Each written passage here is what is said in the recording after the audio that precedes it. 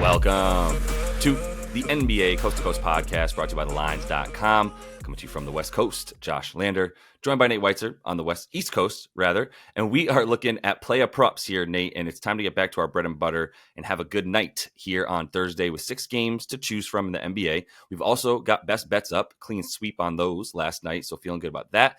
Continue to follow along all season by subscribing to that page if you would. We're coming to you each and every weekday. Also want you to head to thelines.com and use that prop finder tool that we have up there to make sure you're getting the best juice available to you from all these books that are giving you bets this NBA season.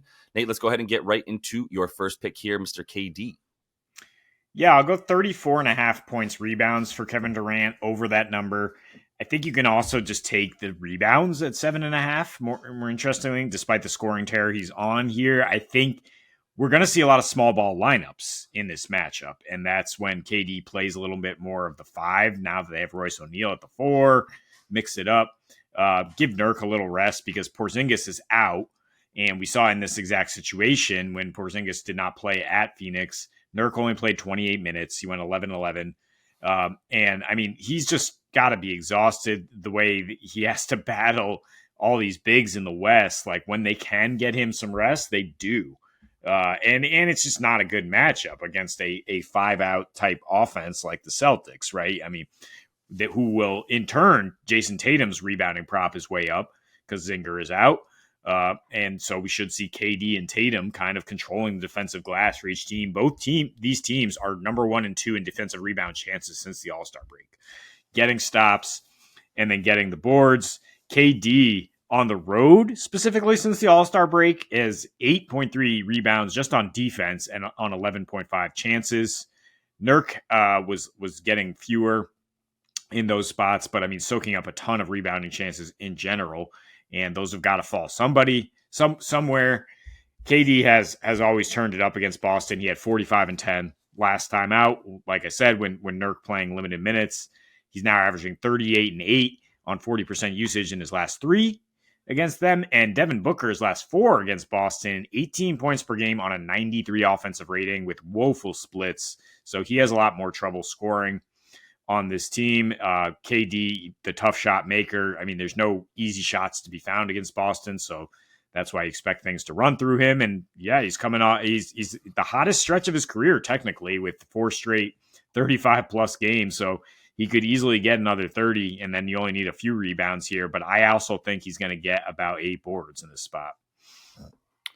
Yeah, I'm with you, especially on the rebounds. I think it is a good bet for him. The points should be there. He has been the dude a bit more against Boston, to your point. I worry a little bit about Booker coming back for the points specifically. But you add the rebounds in there, and he's still gotten 28, at least 4 of the last 7 games with Book in there since February started. So there's still reason to believe that he's going to be the dominant scorer. The thing about Boston is they are a bit vulnerable against the pick and roll ball handler versus the roller a bit more.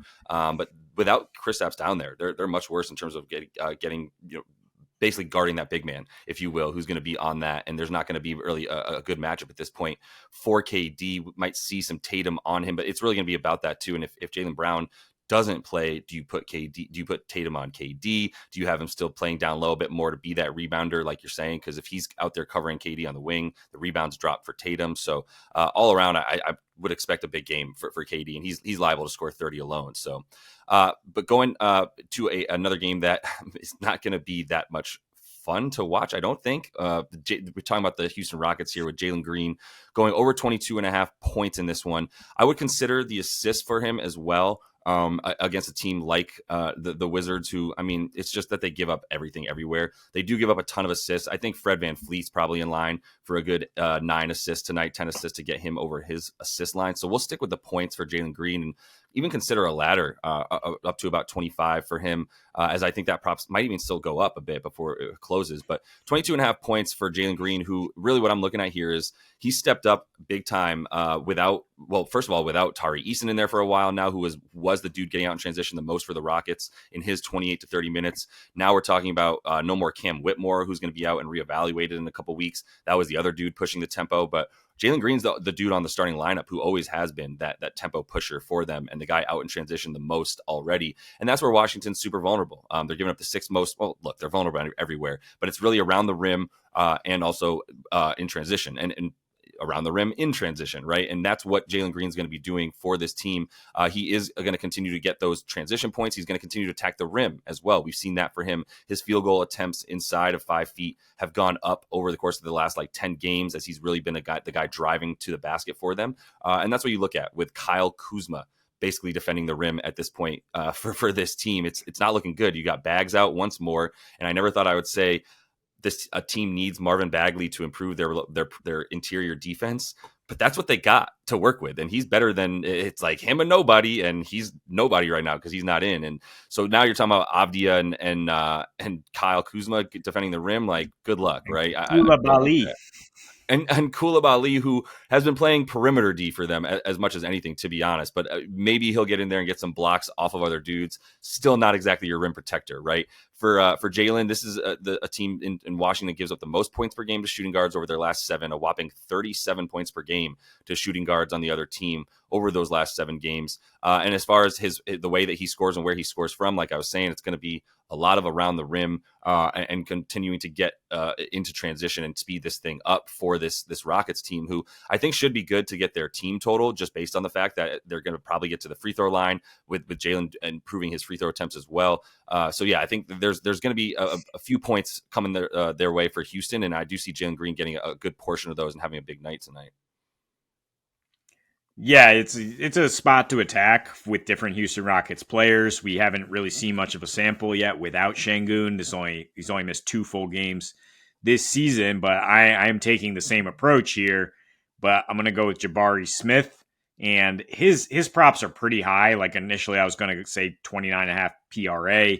Think he might soak up some of that usage that Şengün has used in terms of being a facilitator, but I'm actually just going to go with a double-double in a win, which gets you to even money, which is way below the 27.5 points rebounds you would need. And, I mean, Şengün was averaging 20 rebound chances since the All-Star break. He was like top 5 in the league, tons of contested rebounds.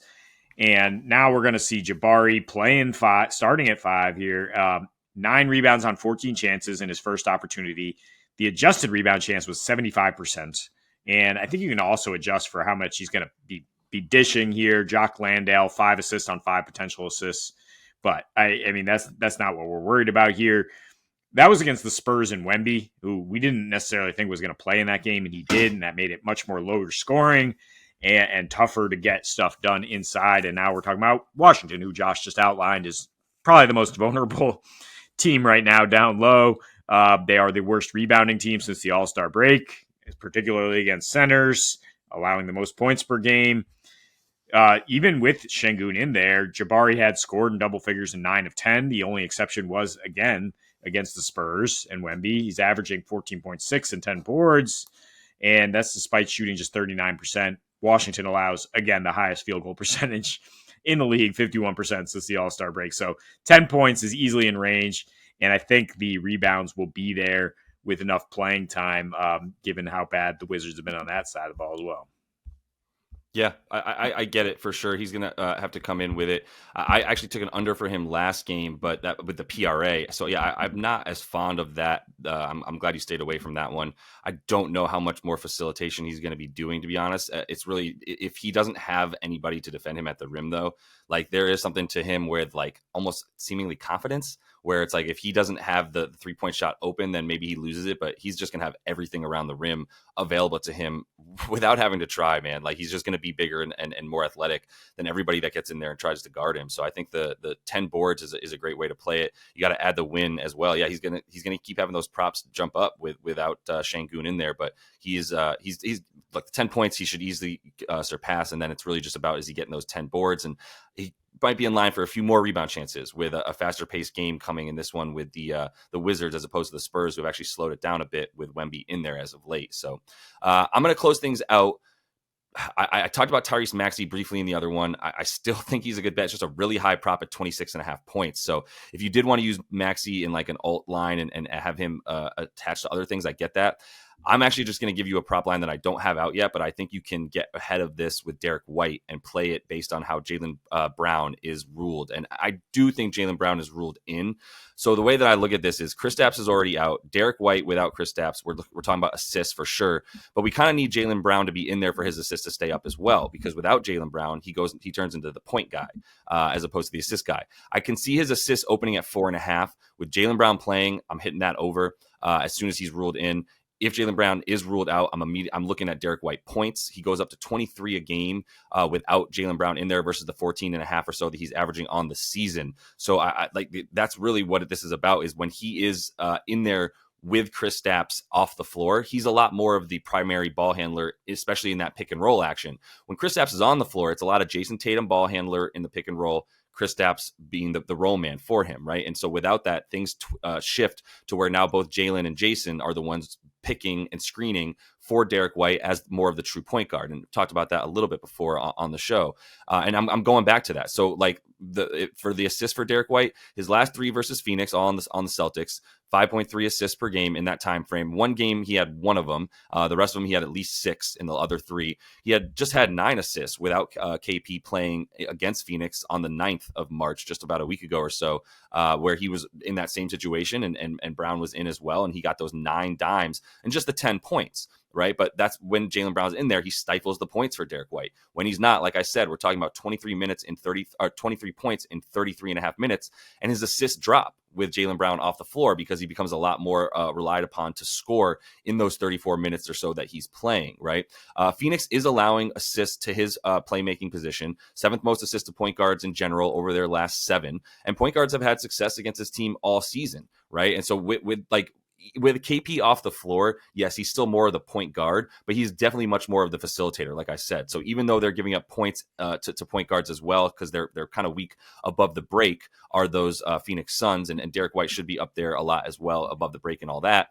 It's still something where it's so dependent on who's around him at this point, right? And he's gone over the assists in 3 of 4 games since the All-Star break without Kristaps, who's missed a bunch since the break here over the last month or so.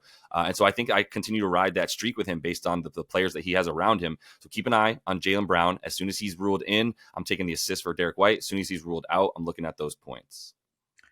Yeah, or you can combine them, I guess, if you want to bet it earlier. But Derek White, man, I mean, there's a lot of discussion about what he is and isn't an all-star. I think what he is the smartest basketball player in the world. I mean, maybe next to Jokic. Like he just has such a feel for the game. Maybe become a coach after this, but yeah, and when there are weaknesses to exploit in Phoenix's defense in terms of finding open guys or cutting for points, like he will find them. So yeah, I like targeting him here in a matchup that you're leaning towards the over, and you should at least expect the best players to come out and give their best shot. Yeah, for sure. And without Jaylen Brown too, like things do slow down a little bit, but they actually have a slightly better offensive rating, in part because as good as JB is all over the place, like, yeah, Derek White is that cerebral guy much more so, and is controlling that offense pretty well. So that is all the time we have for you in Play Up Props. Continue to follow along. Also have best bets up for you as we do each and every weekday. So until we see you next, happy betting.